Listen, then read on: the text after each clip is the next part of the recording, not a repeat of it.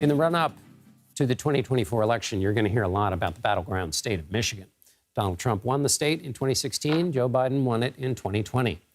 But like all parts of the country, there is much more to the story. The Detroit Free Press took a closer look at 8 counties that it believes represent the varied lived experiences of the state's 10 million people. Emily Lawler joins me now. She's the state government and politics editor at the Detroit Free Press. Thanks so much for being with us. Why these 8 counties? Yeah, we really wanted to get at a representative swath of Michigan voters. I think that any Midwestern state sort of runs the risk of being painted in a monolith or as flyover country, but we wanted to reflect sort of the diversity and experiences of our readers. So, you'll see Wayne County on the list. That's where Detroit is located. That's where I'm sitting now.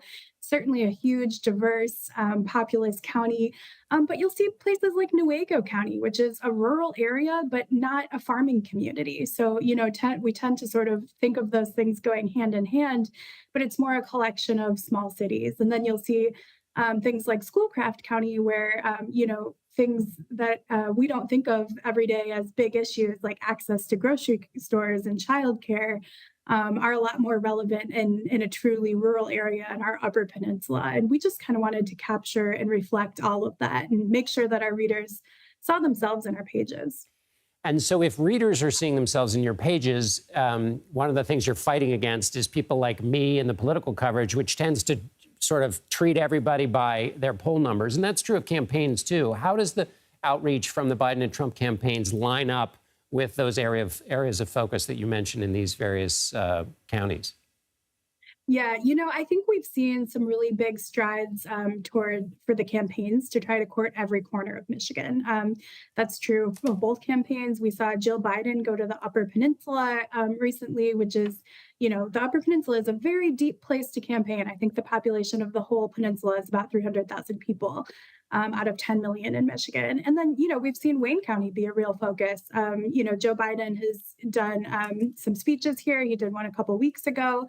And Donald Trump will be here at Huntington Place this weekend and also meeting with some leaders at a church. So, we have seen candidates target these places. I think they're targeting everywhere. Saginaw's been popular. Both Trump and Biden have been to Saginaw County this campaign cycle. So, we're getting some early indications that the kind of places we're interested in, the candidates are interested in too.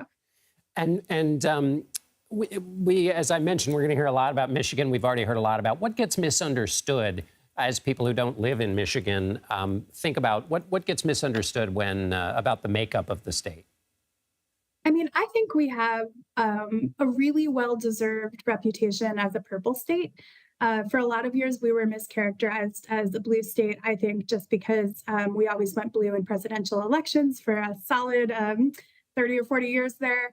But at the same time, we had this weird phenomenon where off years, Republicans had a really good chance, right? Our midterms were putting into statewide office Republican leadership sort of across the board for a while, even while during presidential years, Michiganders were voting for Democrats. So I really think that, people change. It's not just, it's a little bit, obviously it has to do with who comes out to vote, but I've talked to plenty of voters, even this cycle, who voted for one candidate in one election and are going to vote for another in this election.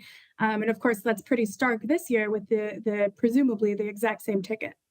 And finally, what do those voters say about the way in which people put them into these various boxes? It seems like the entire project is to kind of recognize the individual lives that are a part of a campaign where everything is kind of aggregated. What do you hear from voters about that process of being kind of put in these boxes and spoken of in aggregate terms when they have specific lives they lead?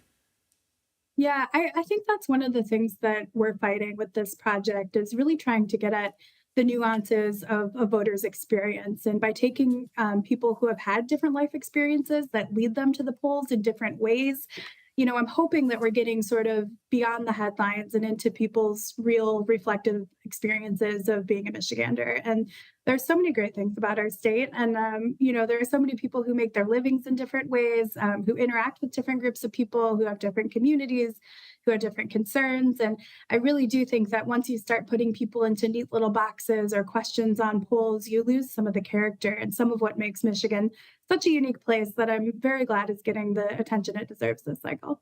Emily Lawler with the Detroit Free Press. Thank you, Emily. Thank you.